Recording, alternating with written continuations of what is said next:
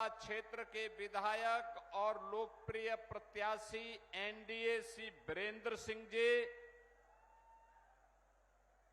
प्रदेश कार्य समिति जेडीयू के सदस्य श्री राम कुमार मेहता जी, हम के राष्ट्रीय उपाध्यक्ष श्री रमेश सिंह जी, जिला महामंत्री भाजपा श्री विनोद सिंह जी, विधानसभा के प्रभारी श्री दीपक पांडे जी, नगर अध्यक्ष धनेश कुमार जी, प्रदेश कार्य समिति सदस्य श्री हरिराम सिंह जी, भारतीय जनता पार्टी के जेडीयू के, एलजेपी के, हम के और एनडीए के हमारे सभी सहयोगी दलों के सभी पदाधिकारी और वजीरगंज के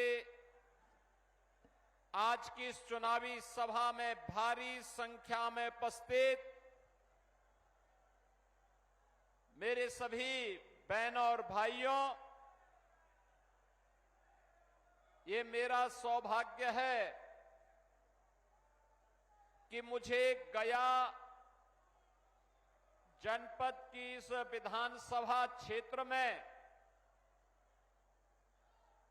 आज आपसे संवाद बनाने का सौभाग्य प्राप्त हो रहा है। आज कार्तिक पूर्णिमा का पावन पर्व भी है। ये पर्व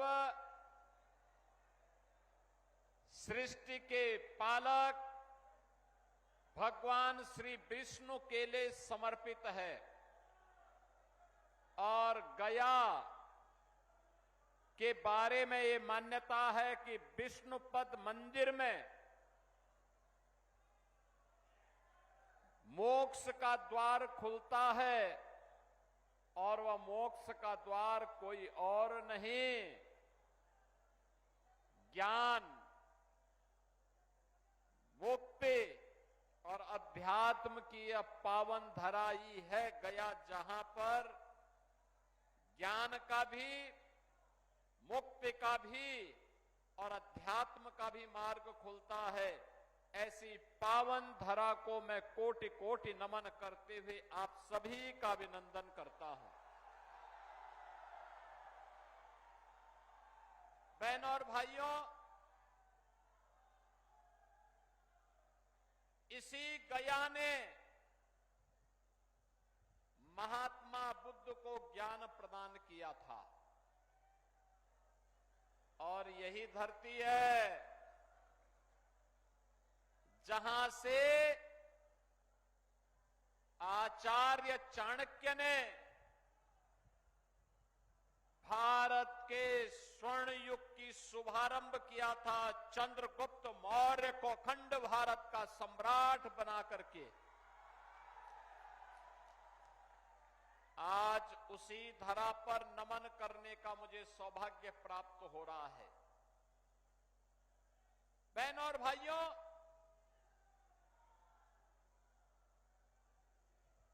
ये धरती इतनी पवित्र है कि मनुष्य तो ज्ञान, मुक्ति और अध्यात्म की प्राप्ति के लिए इस धरा पर आता ही है। सनातन धर्म की हमारी परंपरा है कि स्वर्ग लोक के पितर भी इसी धरती पर आकर के तृप्त होते हैं और इसलिए इस धरती को कोटि कोटि नमन करता हूं। आप सभी को कार्तिक पूर्णिमा की बधाई देता हूं।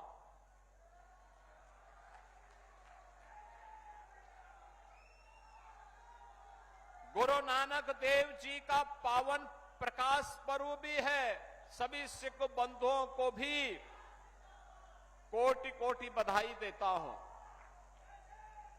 बहनों और भाइयों, बिहार जिसका अपना गौरवशाली इतिहास है।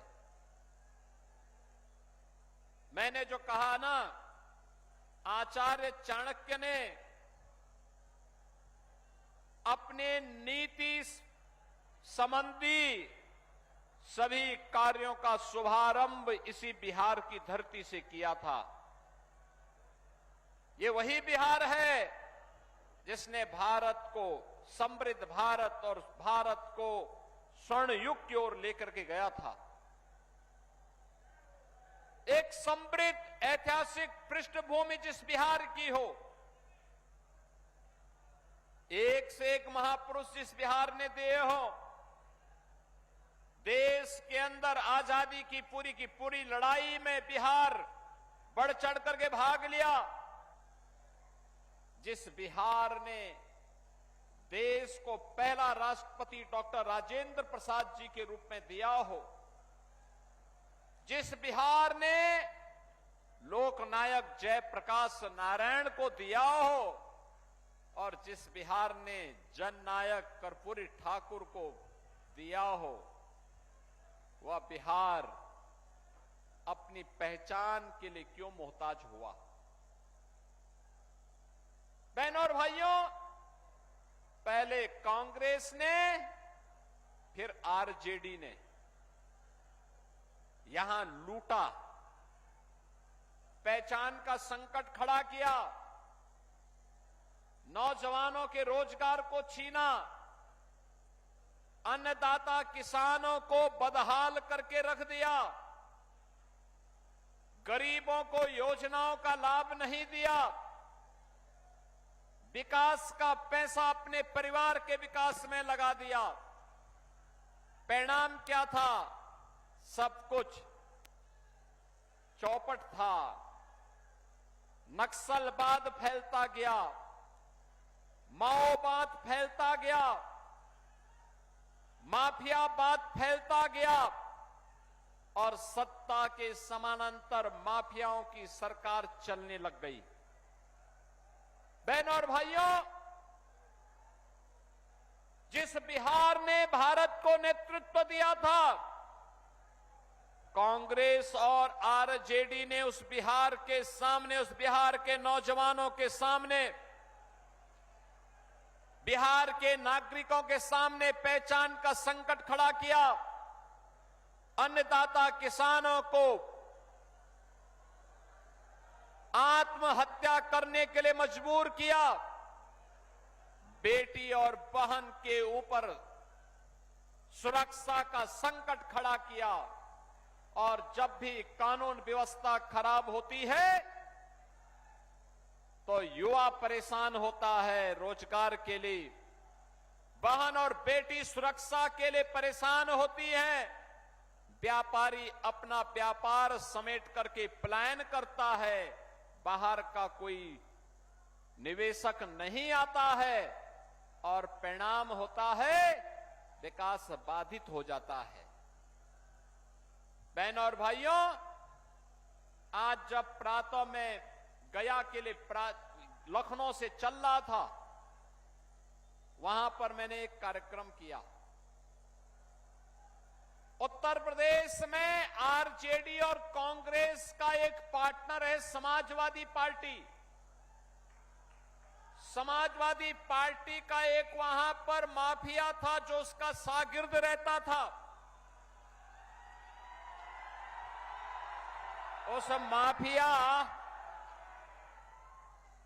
उस माफिया ने लखनऊ में समाजवादी पार्टी की सरकार के समय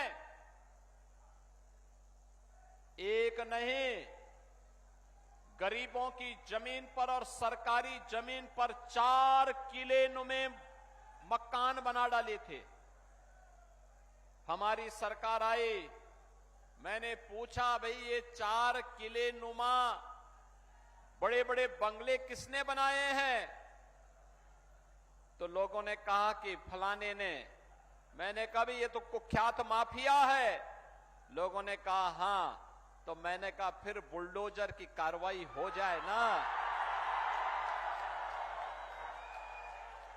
और बहनों और भाइयों, आज मुझे बताते हुए प्रसन्नता है, हमने उस जमीन को पहले प्लेन किया और फिर उसी जमीन पर गरीबों के लिए आसियाना हाई राइज बिल्डिंग बना करके, ऊंची बिल्डिंग बना करके गरीबों के आवास बना दिए गए। और आज प्रातः कार्तिक पूर्णिमा के अवसर पर जब लोग गंगा स्नान कर रहे थे, पवित्र नदियों में स्नान कर रहे थे, तब मैं लखनऊ में उन गरीबों को आवास का पट्टा दे रहा था, आवास उपलब्ध करवा रहा था। बहनों और भाइयों, जो काम उत्तर प्रदेश में समाजवादी पार्टी करती थी, कमोबेश वही काम कांग्रेस और आरजेडी के लोग बिहार में करते थे। और इसलिए इनका उपचार केवल एनडीए है, एनडीए। याद करिए ना, ये लोग आपको लड़ाते थे, या आपको लड़ाते थे जाति के नाम पर। जाति सेना खड़ी खड़ी करके इन्होंने पूरे बिहार को पहचान के संकट के दौर से गुजारा था। बहनों और भाइयों, जब भी बटेंगे तो इनको तो, ये जो समाजवादी पार्टी है ना, ये आरजेडी की पार्टनर है, कांग्रेस की पार्टनर है यूपी में। इन लोगों को परेशानी होती है कि बीजेपी की डबल इंजन की सरकार नाम क्यों बदल देती है। हमने कभी नाम इसलिए बदल देते हैं जिसके नाम के अनुरूप काम किया जा सके। जैसे फैजाबाद का नाम हमने अयोध्या किया, क्योंकि अयोध्या ही वास्तविक नाम था। हमारा पौराणिक नाम अयोध्या था। भगवान राम का जन्म अयोध्या में हुआ था। फैजाबाद तो विदेशी आक्रांताओं का प्रतीक था। गंगा यमुना का जहां संगम होता है उसका नाम प्रयागराज था। मुगल काल में इलाहाबाद कर दिया, हमने फिर से पलट करके प्रयागराज कर दिया।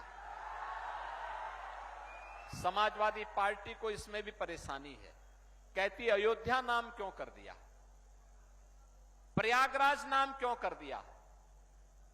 और यहां पर कांग्रेस को परेशानी होगी कि कहीं वीरेंद्र सिंह जी वजीरगंज का नाम न बदल दे। बहनों और भाइयों, अगर हमें आगे बढ़ना है तो विरासत का भी सम्मान करना पड़ेगा, अपनी विरासत को सम्मान कर देना पड़ेगा। अपने पूर्वजों के गौरव पर गौरव की अनुभूति करनी होगी। और यही कारण है भारत का हर सच्चा भारतीय राम को अपना पूर्वज मानता है। याद करिए ना,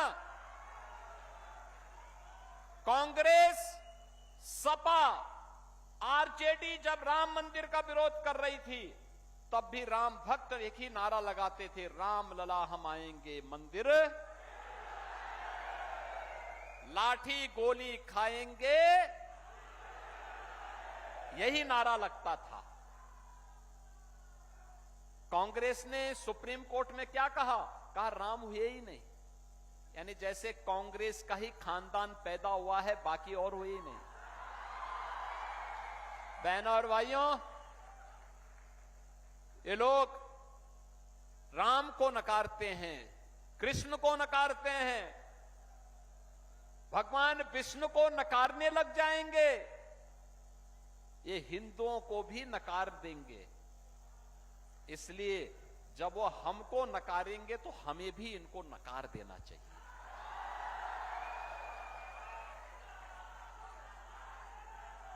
आरजेडी ने राम मंदिर के रथ को रोक दिया था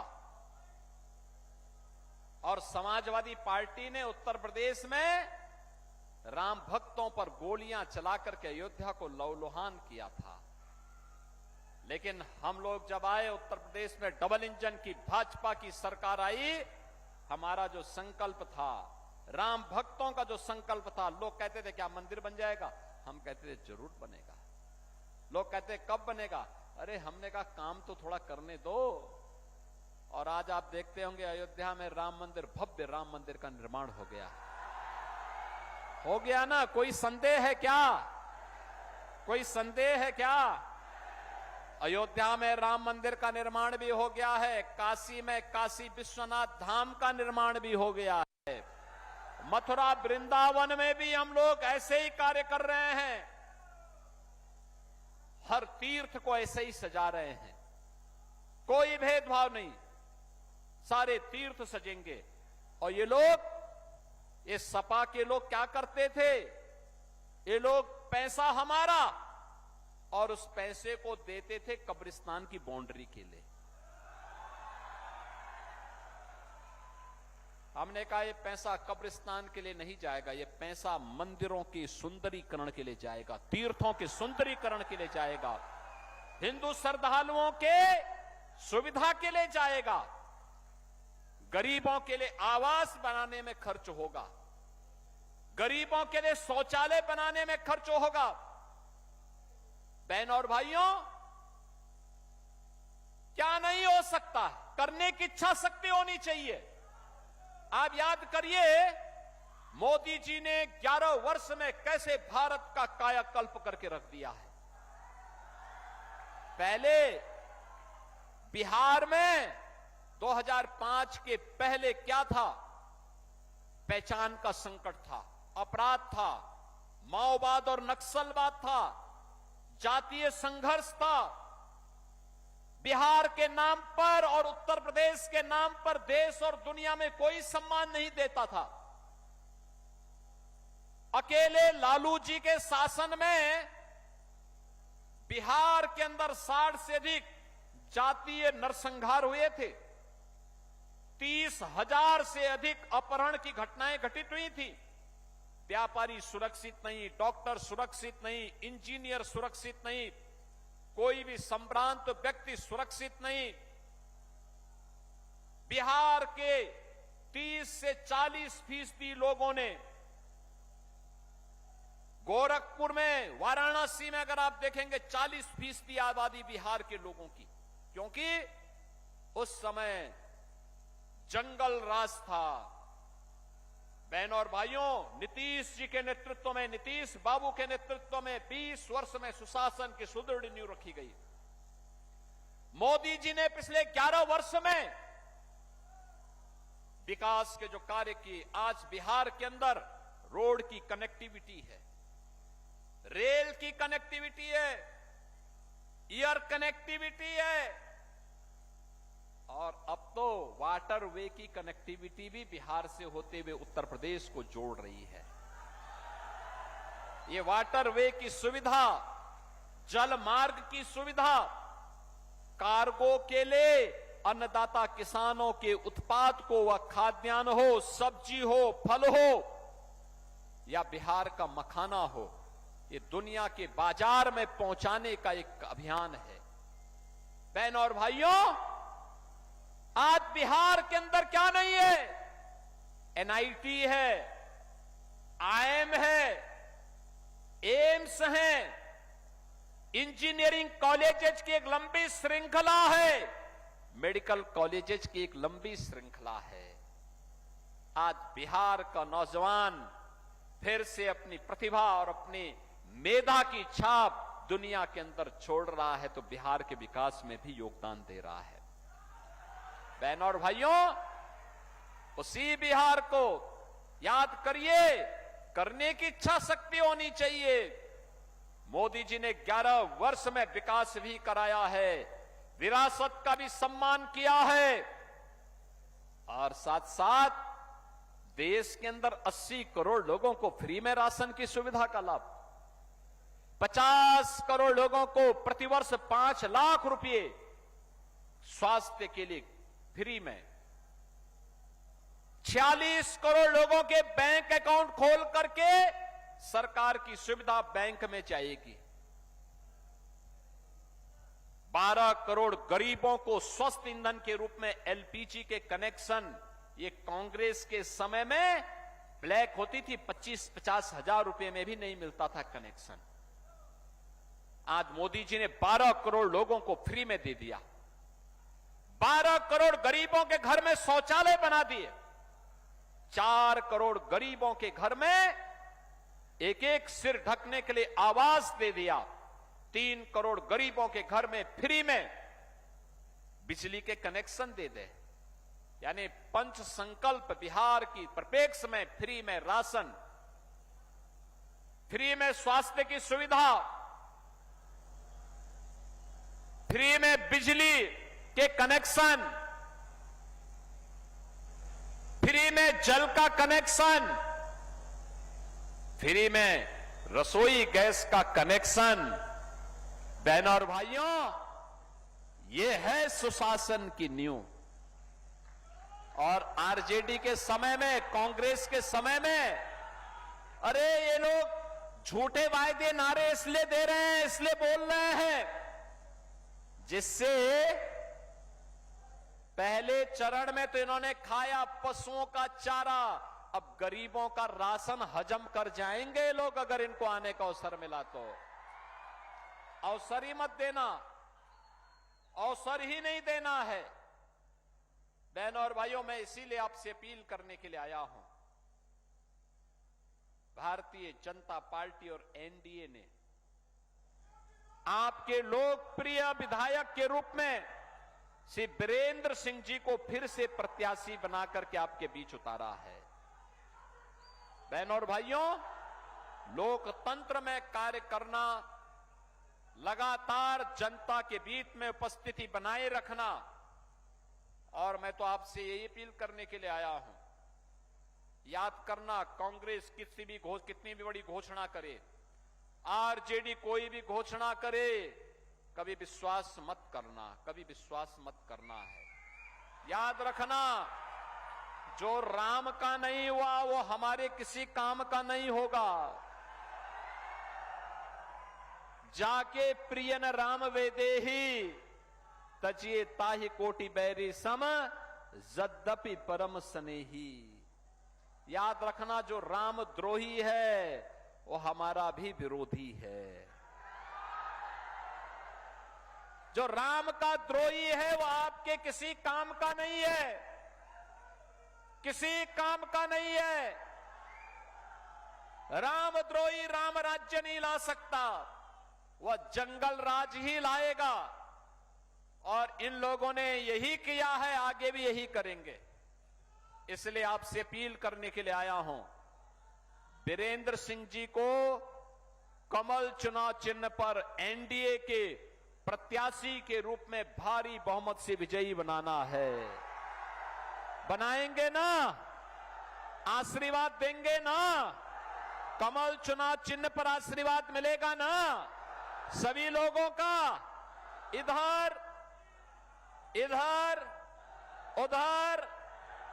और ये गुंडों और माफियाओं का उपचार करने के लिए पीछे जो हथियार खड़ा किया गया है, उस पर जो लोग खड़े हैं वे भी बताएंगे ना, सब तैयार है ना? सभी लोग कमल चुनाव चिन्ह पर बीरेंद्र सिंह जी को अपना समर्थन और आशीर्वाद देने के लिए तैयार है ना? दोनों हाथ उठा करके बोलो, फिर दोनों हाथ उठा करके जय श्री राम, जय श्री राम, जय श्री राम, जय जय श्री राम।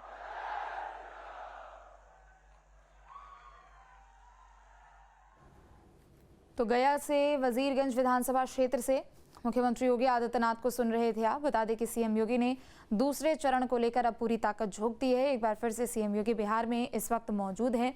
गया क्षेत्र में सीएम योगी ने पहुंचकर वहां बीजेपी प्रत्याशी और साथ ही साथ एनडीए के पक्ष में सभी के समर्थन की अपील की है।